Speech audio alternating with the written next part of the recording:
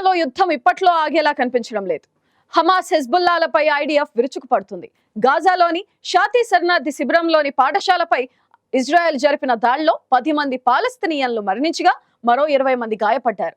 ఇక బీరూట్ పై జరిగిన దాడిలో హెజ్బుల్లా స్పోక్స్ పర్సన్ అఫీఫ్ మృతి చెందినట్లు తెలుస్తుంది. ఇదిలా ఉండగా నెతన్యాహు నివాసంపై 2 ఫ్లాష్ బాంబులతో దాడి జరిగింది.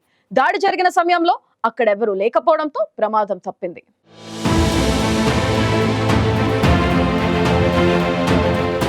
ఇజ్రాయెల్, హమాస్, హిజ్బుల్లా మధ్య భీకర యుద్ధం జరుగుతున్న వేళ కీలక పరిణామం చోటు చేసుకుంది. ఇజ్రాయెల్ ప్రధాని నెతన్యాహు ఇంటికి సమీపంలో మరోసారి బాంబు పేలుడు జరిగింది. ఫ్లాష్ బాంబ్ కారణంగా పేలుడు ధాటికి భారీగా మంటలు ఎగిసిపడ్డాయి. దాడి జరిగిన సమయంలో నెతన్యాహు ఇంట్లో లేకపోవడంతో ప్రమాదం తప్పింది. ఉత్తర ఇజ్రాయెల్లోని సిజేరియా నగరంలో ప్రధాని నెతన్యాహు ఇంటి గార్డెన్లో ఫ్లాష్ బాంబు దాడి జరిగింది. బాంబు దాడి సందర్భంగా గార్డెన్లో మంటలు చెలరేగాయి. ఇక దాడి జరిగిన సమయంలో ప్రధాని నెతన్యాహు, ఆయన కుటుంబ సభ్యులు ఇంట్లో లేరని అధికారులు తెలిపారు. బాంబు దాడితో అక్కడ ఉన్న వారికి ఎలాంటి గాయాలు కాలేదని తెలిపారు. మరోవైపు ఇజ్రాయెల్ ప్రధాని ఇంటిపై బాంబు దాడిని ఆ దేశ అధ్యక్షుడు ఐజాక్ హెర్జోగ్ తీవ్రంగా ఖండించారు. నెతన్యాహు ఇంటిపై దాడికి సంబంధించి త్వరితగతిన దర్యాప్తు చేయాలని ఆదేశాలు జారీ చేశారు. నెతన్యాహును రెచ్చగొట్టడం మంచిది కాదని హెచ్చరించారు. ఇదిలా ఉండగా ప్రధాని ఇంటిపై ఫ్లాష్ బాంబు విసరడం వల్ల రెడ్ లైన్ క్రాస్ చేసినట్లయిందని, దానికి తీవ్ర పరిణామాలు ఎదుర్కోవాల్సిందేనని ఇజ్రాయెల్ భద్రతా మంత్రి ఇతామర్ బెన్ గ్విర్ వార్నింగ్ ఇచ్చారు. బాంబు దాడికి పాల్పడిన వారిపై ప్రతిదాడి తప్పదని హెచ్చరించారు.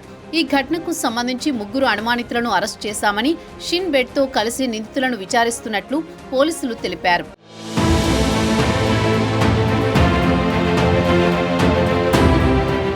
ఇదిలా ఉండగా గతంలోనూ నెతన్యాహు ఇంటిపై బాంబు దాడి జరిగింది. ప్రధాని నెతన్యాహు వ్యక్తిగత నివాసం లక్ష్యంగా లెబనాన్ డ్రోన్లు ప్రయోగించింది. ఆ సమయంలోనూ ఆ ఇంట్లో నెతన్యాహుతో పాటు కుటుంబ సభ్యులెవరూ లేరు. షిజ్రియా ప్రాంతంలో ఉన్న నెతన్యాహు వ్యక్తిగత నివాసంపై గత నెలలో 3 డ్రోన్ దాడులు జరిగాయి. ఇందులో ఒకటి నెతన్యాహు నివాసాన్ని లక్ష్యంగా చేసుకున్నారు.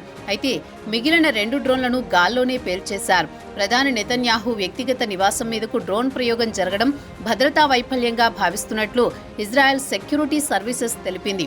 ఈ దాడిపై దర్యాప్తు జరపాలని నిర్ణయించినట్లు వెల్లడించింది.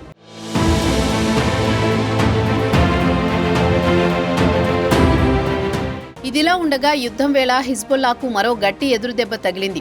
లెబనాన్ రాజధాని బీరూట్పై ఇజ్రాయెల్ జరిపిన వైమానిక దాడిలో హిజ్బుల్లా ప్రధాన ప్రతినిధి మహ్మద్ అఫీఫ్ మృతి చెందినట్లు తెలుస్తోంది. ఇటీవలి కాలంలో సెంట్రల్ బీరూట్పై టెల్-అవీవ్ సేనలు దాడి చేశాయి. ఈ దాడిలో అఫీఫ్ మృతి చెందాడు.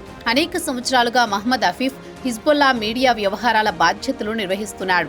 ఇటీవల కాలంలో హిజ్బుల్లాపై ఇజ్రాయెల్ తన దాడులను ఉధృతం చేయడం సహా సంస్థ అధిపతి హసన్ నస్రల్లాను హతమార్చడం లాంటి కీలక పరిణామాల అనంతరం బాహ్య ప్రపంచంలో అఫీఫ్ ఎక్కువగా కనిపించాడు. ఇక మిలిటెంట్లకు బలమైన స్థావరంగా ఉన్న బీరూట్ దక్షిణ శివారు ప్రాంతాలపైన ఇజ్రాయెల్ యుద్ధ విమానాలు విరుచుకుపడ్డాయి.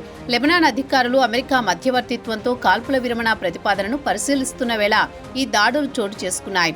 ఇక గాజాపైన ఇజ్రాయెల్ సేనలు తమ దాడులను ఉధృతం చేస్తున్నాయి.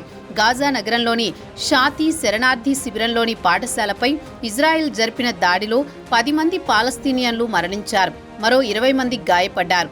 ఈ శరణార్థి శిబిరంలో ప్రజలు చికిత్స పొందుతున్నారని, ప్రస్తుతం నిర్వాసిత కుటుంబాలకు ఆశ్రయం కల్పిస్తున్నట్లు డాక్టర్లు తెలిపారు.